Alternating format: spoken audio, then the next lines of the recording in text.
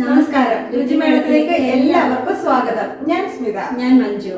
നമുക്കിന്നൊരു കൊഞ്ച് റോസ്റ്റ് ഉണ്ടാക്കാം. അതെ, ഞങ്ങൾ ഇന്ന് ഉണ്ടാക്കുന്ന ഈ ഒരു കൊഞ്ച് റോസ്റ്റ് നമുക്ക് അപ്പത്തിന്റെ കൂടെയും ചപ്പാത്തിന്റെ കൂടെ, ഇടിയപ്പത്തിന്റെ കൂടെ, ചോറിന്റെ കൂടെ എല്ലാത്തിന്റെയും കൂടെ പറ്റുന്ന ഒരു കൊഞ്ച് റോസ്റ്റ് ആണ്. അപ്പൊ നമുക്കതൊന്ന് ഉണ്ടാക്കി നോക്കാം. കഴുകി വൃത്തിയാക്കിയ കൊഞ്ച് 1/2 കിലോ, 2 ചെറിയ തക്കാളി ചെറുതായി അരിഞ്ഞത്, 1 വലിയ സവാള ചെറുതായി അരിഞ്ഞത്, ചുവന്നുള്ളി ചെറുതായി അരിഞ്ഞത് 1 കപ്പ്, 1 കുടം വെളുത്തുള്ളി ചതച്ചത്, വലിയ 1 കഷ്ണം ഇഞ്ചി ചതച്ചത്, തേങ്ങാപ്പാൽ 1 കപ്പ്, മല്ലിപ്പൊടി, മുളക് പൊടി, ഗരം മസാല, മഞ്ഞൾപ്പൊടി, 3 പച്ചമുളക് നടുവേ കീറിയത്, 1 മുറി നാരങ്ങ, കുരുമുളക് പൊടി, ആവശ്യത്തിനുള്ള ഉപ്പ്, വെളിച്ചെണ്ണ, കടുവറക്കാൻ ആവശ്യമായ കടുക്, വറ്റൽമുളക്, കറിവേപ്പില. നമുക്ക് ഈ കൊഞ്ചിലേക്ക് പുരട്ടാൻ വേണ്ടി ഒരു മസാല തയ്യാറാക്കണം. അതിനുവേണ്ടി മിക്സിയുടെ ജാറിലേക്ക് 1 സ്പൂൺ മുളക് പൊടി, 1/4 സ്പൂൺ മഞ്ഞൾപ്പൊടി,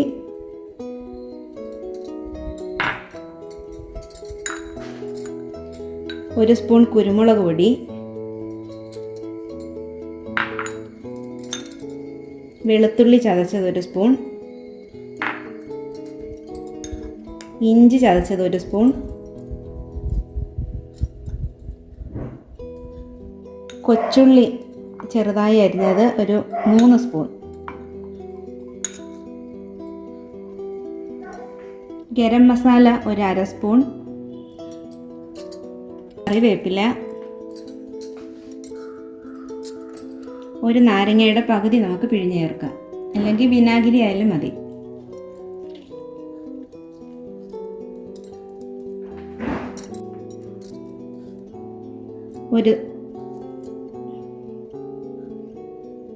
ഒരു സ്പൂൺ ഉപ്പ്, ചെറിയ സ്പൂണാണേ. ഇതെല്ലാം കൂടെ അരച്ച് ഒരു പേസ്റ്റ് ആക്കി കൊണ്ടുവരാം. മസാലക്കൂട്ട് ഇപ്പോൾ ഇവിടെ റെഡി ആയിട്ടുണ്ട്. ഈ മസാല നമുക്ക് കൊഞ്ചിലേക്കിട്ട് മിക്സ് ചെയ്യാം.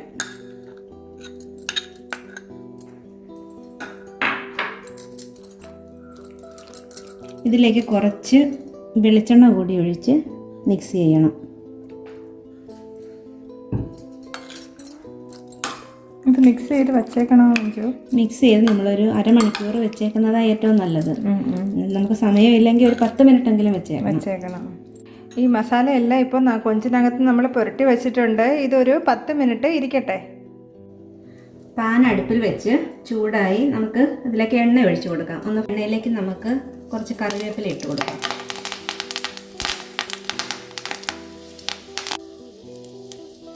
നമ്മൾ മസാല പുരട്ടി വെച്ചേക്കുന്ന കൊഞ്ച് നമുക്ക് ഓരോന്നായിട്ട് ഇതിലേക്ക് ഇട്ട് കൊടുക്കാം.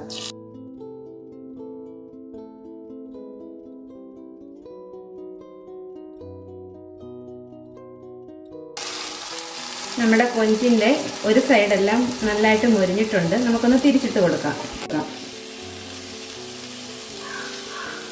ഇത് ഒരുപാട് ഫ്രൈ ആവണ്ട അല്ലേ മഞ്ജു? ഒരുപാട് ഫ്രൈ ആവണ്ട. നമുക്ക് ചെറുതായിട്ടൊന്ന് ചെറിയൊരു ചെറുതായിട്ടൊന്ന് മൂത്ത് വന്നാൽ മതി. അപ്പം നമുക്കൊന്ന് തിരിച്ചിട്ട് കൊടുക്കാം. കൊഞ്ചെല്ലാം മൂത്ത് റെഡിയായിട്ടുണ്ട്. ഇനി നമുക്കിത് ഇത്രയും വേറൊരു പാത്രത്തിലോട്ട് മാറ്റാം.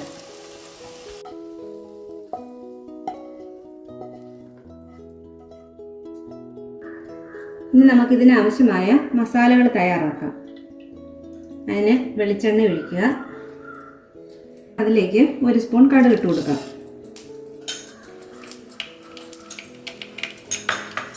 കടുക് പൊട്ടി കഴിയുമ്പോൾ നമുക്ക് 1 സ്പൂൺ പെരുംജീരകം ഇട്ട് കൊടുക്കാം.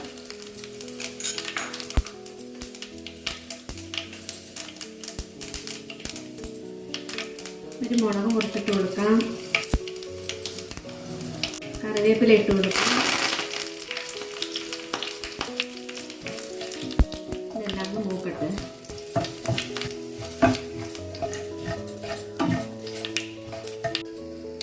ഇനി വെളുത്തുള്ളി ചതച്ച് ഇട്ട് കൊടുക്കാം.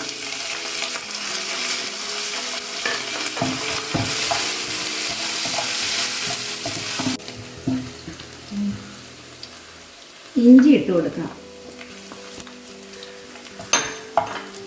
ഇതെല്ലാം കൂടി നന്നായിട്ടൊന്ന് മൂക്കട്ടെ.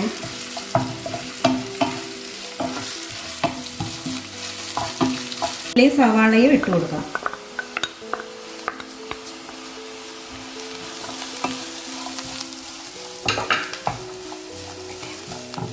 ഇതിലേക്ക് 3 പച്ചമുളക് ഇട്ട് കൊടുക്കാം.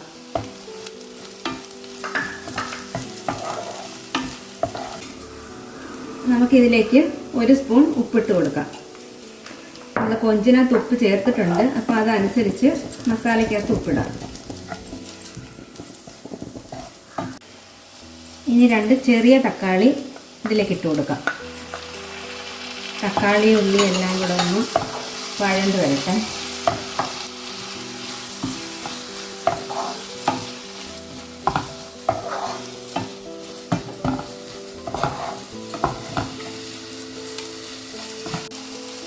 ഉള്ളിയും തക്കാളിയും എല്ലാം നല്ലതുപോലെ വഴന്നിട്ടുണ്ട്. ഇനി നമുക്കിതിലേക്ക് മഞ്ഞൾപ്പൊടി ചേർത്ത് കൊടുക്കാം. ഒരു 1/4 സ്പൂൺ മഞ്ഞൾപ്പൊടി ചേർക്കാം. മഞ്ഞൾപ്പൊടി ഒന്ന് മൂക്കട്ടെ. മഞ്ഞൾപ്പൊടി നന്നായിട്ട് മൂത്ത മണമൊക്കെ വന്ന് അപ്പം നമുക്കിതിലേക്ക് മല്ലിപ്പൊടി ചേർത്ത് കൊടുക്കാം. ഒരു 1.5 സ്പൂൺ മല്ലിപ്പൊടി ചേർക്കാം.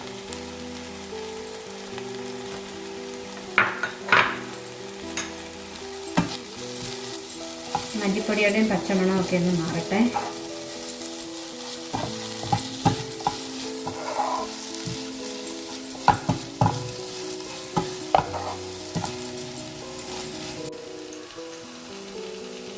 രണ്ട് സ്പൂൺ മുളക് പൊടി ഇട്ട് കൊടുക്കാം. നമ്മൾ കുരുമുളക് പൊടി ഇടുന്നുണ്ട്, അപ്പോൾ എരി അതിനനുസരിച്ചിട്ടാൽ മതി മുളക് പൊടി.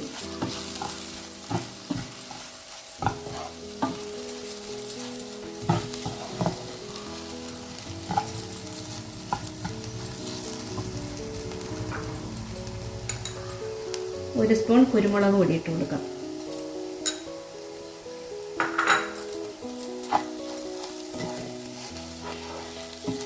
നമുക്കിതിലേക്ക് നമ്മൾ ഫ്രൈ ചെയ്ത് വെച്ച കൊഞ്ചിട്ട് കൊടുക്കാം.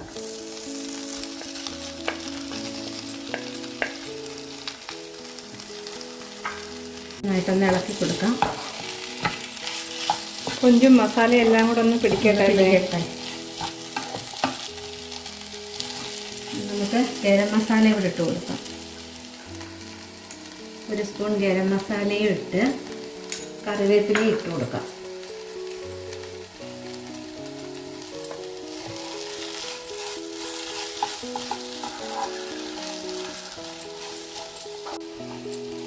നമ്മുടെ ഈ വറുത്ത് വെച്ച കൊഞ്ചും ഈ മസാലകളും എല്ലാം കൂടെ നന്നായിട്ടൊന്ന് വഴറ്റി എല്ലാം കൂടെ നന്നായിട്ടൊന്ന് മിക്സായി വരണം. അതിനുശേഷം നമുക്ക് ഇതിലേക്ക് നമ്മൾ എടുത്ത് വെച്ചേക്കുന്ന തേങ്ങാപ്പാൽ ഒഴിച്ചു കൊടുക്കാം. ഇത് 1/4 പാല് മാത്രമാണ്. തേങ്ങയുടെ അരമുറി തേങ്ങയുടെ നല്ല കട്ടിയുള്ള പാല്. ഈ പാലൊഴിച്ചൊന്ന് വറ്റി വരണം. എല്ലാം കൂടെ കുറുകണം അല്ലേ? കുറുകണം.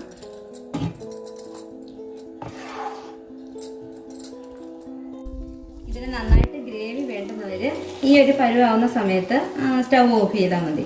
അല്ലെന്നുണ്ടെങ്കിൽ കുറച്ചുകൂടെ ഡ്രൈ ആക്കണമെന്നുണ്ടെങ്കിൽ കുറച്ച് നേരം കൂടെ ഇരിക്കണം. നമുക്ക് കുറച്ചും കൂടെ ഒന്ന് ഡ്രൈ ആക്കാം.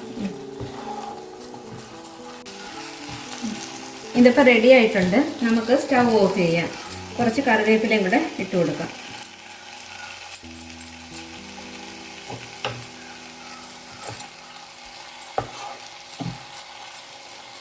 നമ്മുടെ ടേസ്റ്റിയായ കൊഞ്ച് റോസ്റ്റ് റെഡിയായി. നമുക്കിനി ഇതൊരു സെർവിങ് പ്ലേറ്റിലോട്ട് മാറ്റാം.